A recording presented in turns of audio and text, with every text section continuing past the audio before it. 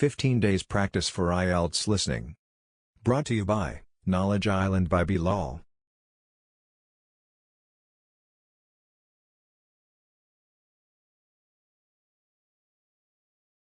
Section 1. You will hear a man phoning a woman about an advertisement he has seen in the paper for some furniture. First, you have some time to look at questions 1 to 5.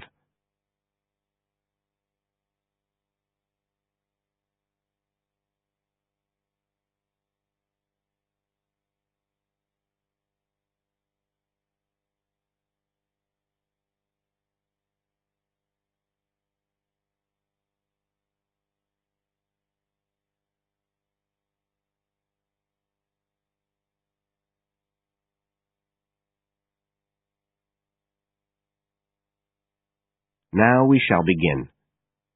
You should answer the questions as you listen, because you will not hear the recording a second time. Listen carefully and answer questions 1 to 5.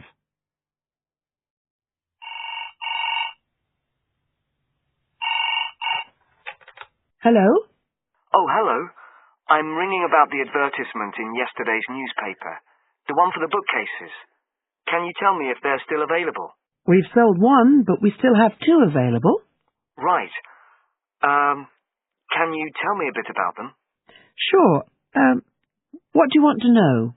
Well, I'm looking for something to fit in my study. I'm not too worried about the height, but the width's quite important. Can you tell me how wide each of them is? They're both exactly the same size. Let me see, I've got the details written down somewhere.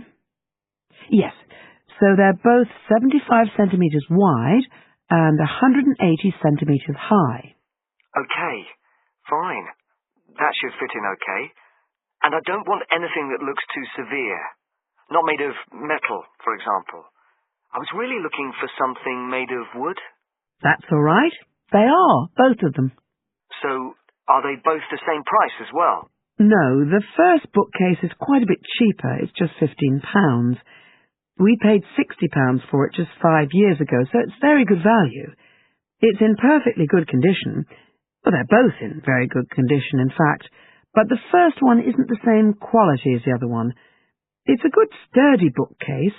It used to be in my son's room, but it could do with a fresh coat of paint. Oh, it's painted? Yes, it's cream at present. But as I say, you could easily change that if you wanted, to fit in with your colour scheme. Yes, I'd probably paint it white if I got it. Let's see, what else? How many shelves has it got? 6. 2 of them are fixed, and the other 4 are adjustable, so you can shift them up and down according to the sizes of your books. Right, fine. Well, that certainly sounds like a possibility. Before you hear the rest of the conversation, you have some time to look at questions 6 to 10.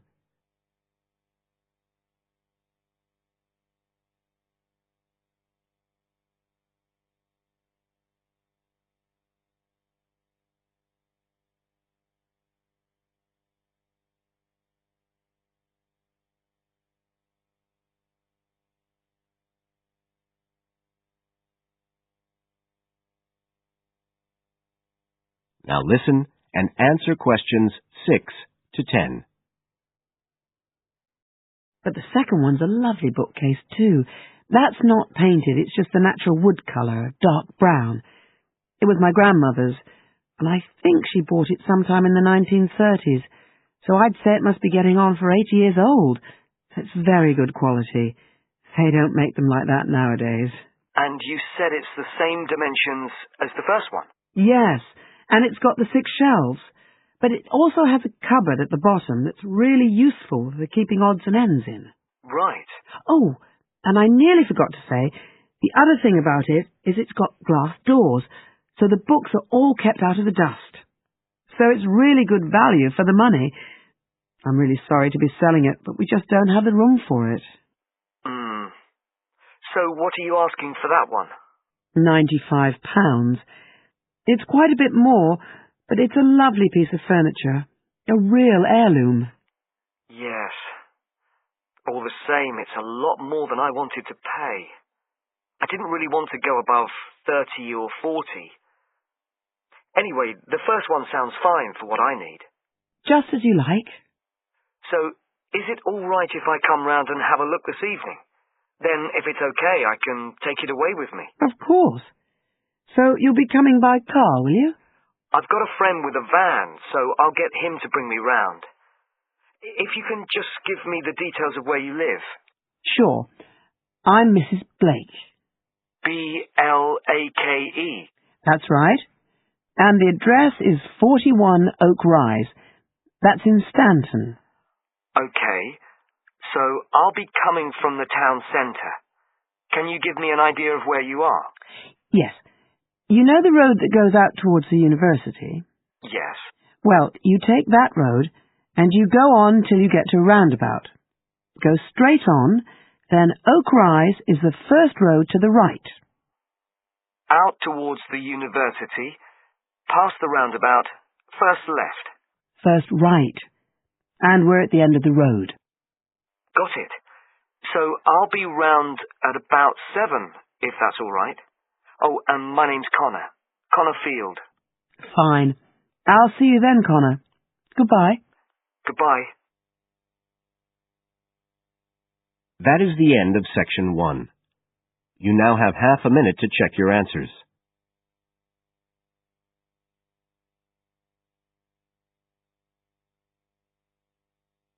Now turn to section 2.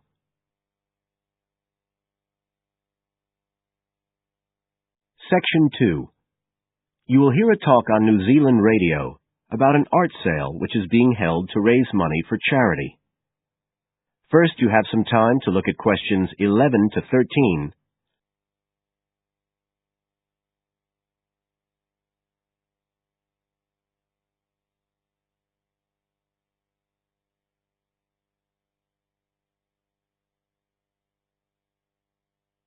Now listen carefully and answer questions 11 to 13.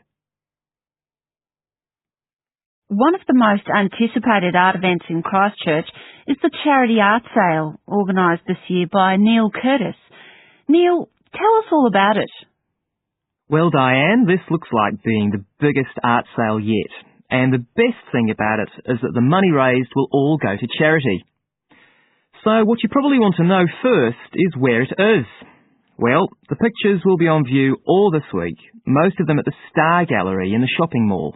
But we have so many pictures this year that we're also showing some in the cafe next door.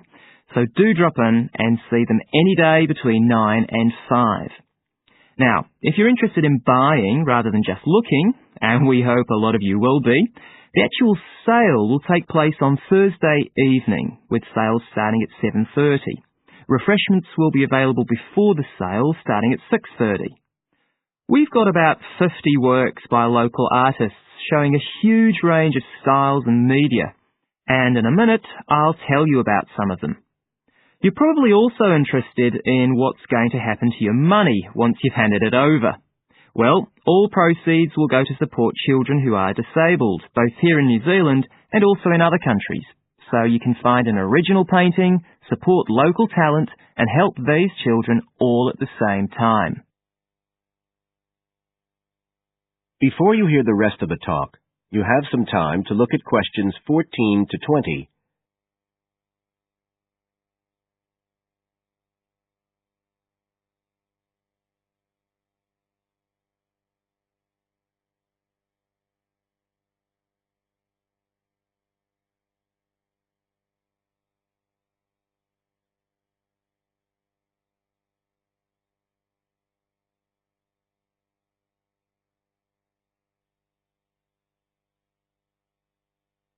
Now listen and answer questions 14 to 20.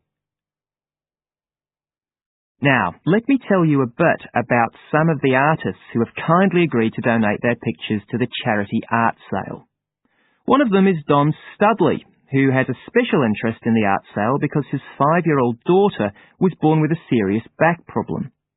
After an operation earlier this year, she's now doing fine, but Don says he wants to offer something to help other less fortunate children. Don is totally self-taught and says he's passionate about painting. His paintings depict some of our New Zealand birds in their natural habitats. One relative newcomer to New Zealand is James Chang, who came here from Taiwan 9 years ago at the age of 56. Mr. Chang had 13 exhibitions in Taiwan before he came to live here in Christchurch, so he's a well-established artist, and art has been a lifelong passion for him.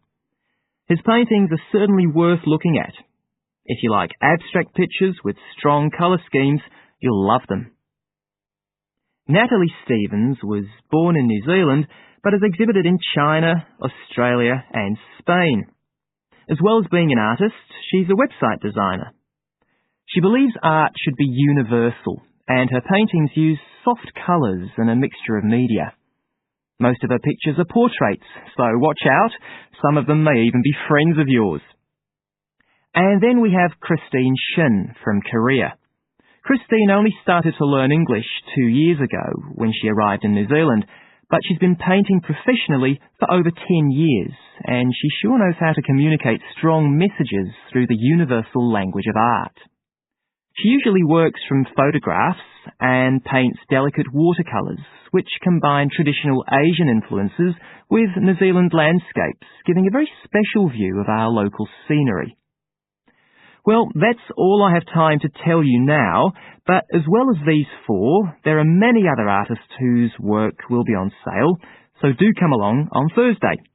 We accept cheques, credit cards or cash. And remember, even if you don't buy a picture, you can always make a donation.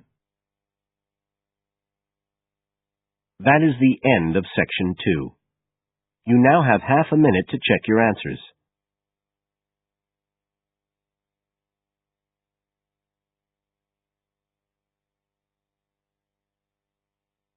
Now turn to Section 3. Section 3. You will hear two students discussing a project they have to do as part of a literature course on great books. First, you have some time to look at questions 21 to 25.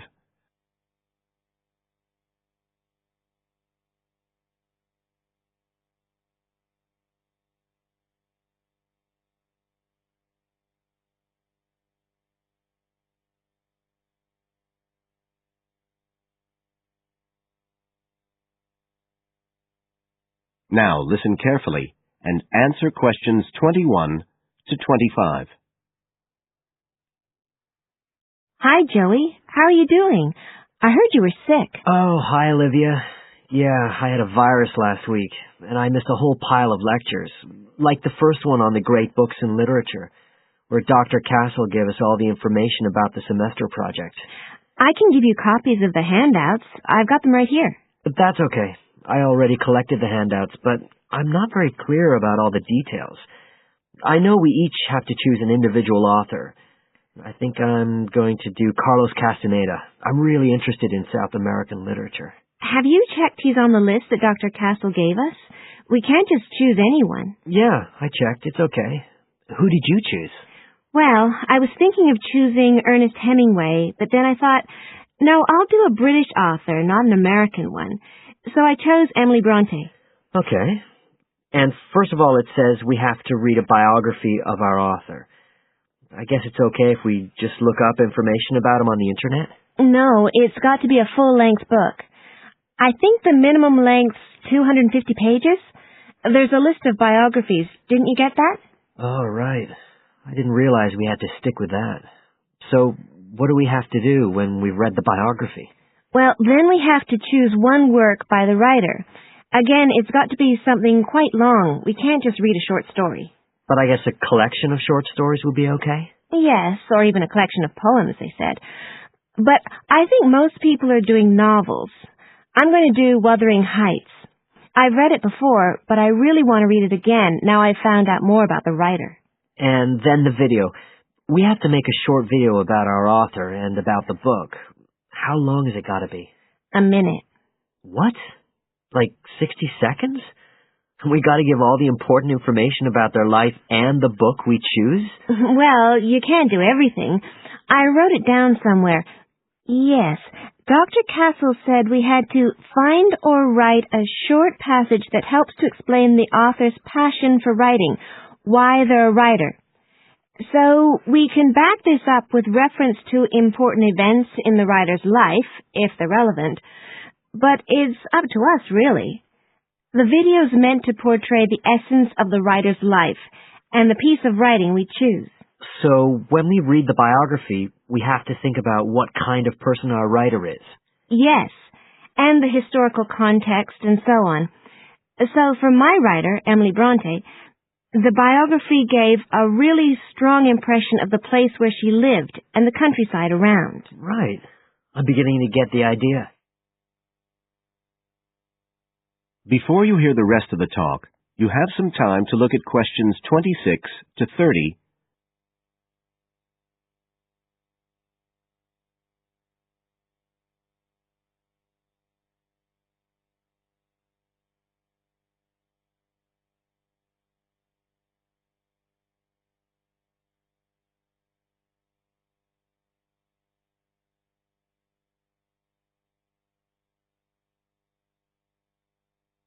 Now listen and answer questions 26 to 30. Can I check the other requirements with you? Sure. The handout said after we'd read the biography, we had to read the work we'd chosen by our author and choose a passage that's typical in some way, that typifies the author's interests and style. Yes, but at the same time, it has to relate to the biographical extract you choose. There's got to be some sort of theme linking them. Okay, I'm with you. And then you have to think about the video. So are we meant to dramatize the scene we choose? I guess we could, but there's not a lot of time for that. I think it's more how we can use things like sound effects to create the atmosphere, the feeling we want. And presumably visuals as well? Yeah, of course. I mean, I suppose that's the whole point of making a video. But whatever we use has to be historically in keeping with the author. We can use things like digital image processing to do it all. So we can use any computer software we want? Sure. And it's important that we use a range, not just one software program. That's actually one of the things we're assessed on. Okay. Oh, and something else that's apparently really important is to keep track of the materials we use and to acknowledge them. Including stuff we download off the internet, presumably? Yeah, so our video has to list all the material used with details of the source in a bibliography at the end. Okay. And you were talking about assessment of the project. Did they give us the criteria? I couldn't find anything on the handout. Sure. He gave us them in the lecture. Let's see, you get 25% just for getting all the components done. That's both sets of reading and the video. Then the second part is actually how successful we are at getting the essence of the work. They call that content, and that counts for 50%. Then the last 25% is on the video itself, the artistic and technical side. Great. Well, that sounds a lot of work, but a whole lot better than just handing in a paper. Thanks a lot, Olivia. You're welcome. That is the end of section 3. You now have half a minute to check your answers.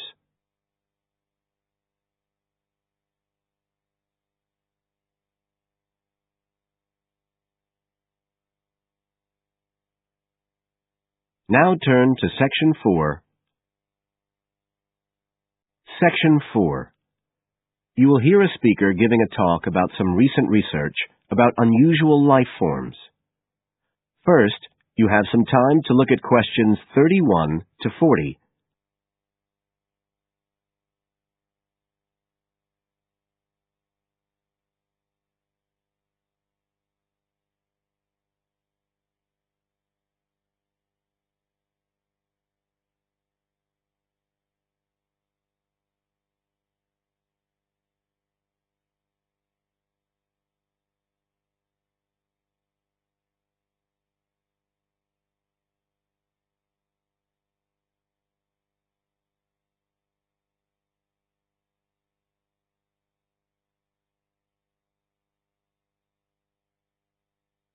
Now listen carefully and answer questions 31 to 40. Hello everybody, and welcome to the 6th of our ecology evening classes. Nice to see you all again. As you know from the programme, today I want to talk to you about some research that is pushing back the frontiers of the whole field of ecology.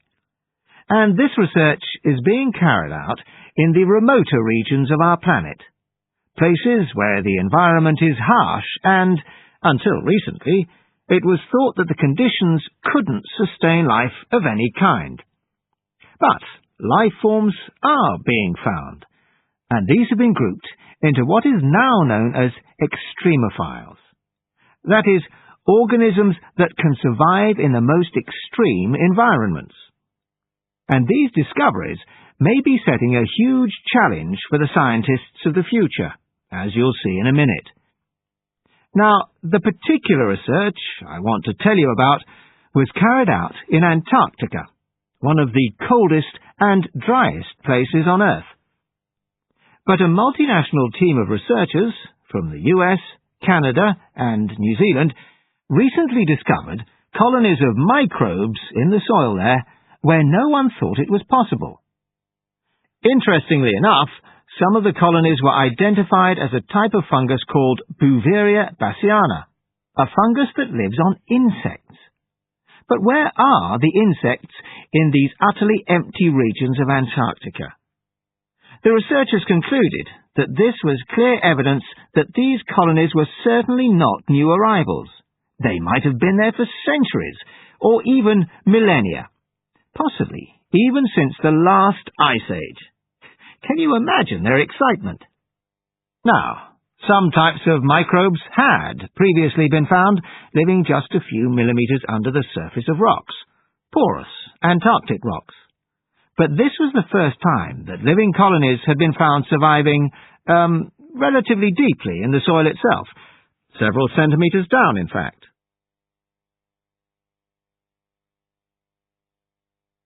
So, the big question is, how can these colonies survive there? Well, we know that the organisms living very near the rock's surface can still be warmed by the sun, so they can survive in their own microclimate, and this keeps them from freezing during the day. But this isn't the case for the colonies that are hidden under the soil. In their research paper, this team suggested that the very high amounts of salt in the soil might be the clue, because this is what is preventing essential water from freezing. The team found that the salt concentration increased the deeper down they went in the soil. But while they had expected the number of organisms to be fewer down there, they actually found the opposite. In soil that had as much as 3,000 parts of salt per million, relatively high numbers of microbes were present, which seems incredible. But the point is that at those levels of salt, the temperature could drop to minus 56 degrees before frost would cause any damage to the organisms. This relationship between microbes and salt, at temperatures way below the normal freezing point of water, is a really significant breakthrough. As you all know, life is dependent on the availability of water in liquid form, and the role of salt at very low temperatures could be the key to survival in these kinds of conditions. Now, the process at work here is called supercooling, and that's usually written as one word, but it isn't really understood as yet, so there's a lot more for researchers to work on. However, the fact that this process occurs naturally in Antarctica may suggest that it might occur in other places with similar conditions, including on our neighbouring planet, Mars. So, you can start to see the wider implications of this kind of research. In short, it appears to support the growing belief that extraterrestrial life might be able to survive the dry, cold conditions on other planets after all. Not only does this research produce evidence that life is possible there, it's also informing scientists of the locations where it might be found. So all of this might have great significance for future unmanned space missions. One specialist on Mars confirms the importance of the interaction. That is the end of Section 4. You now have half a minute to check your answers.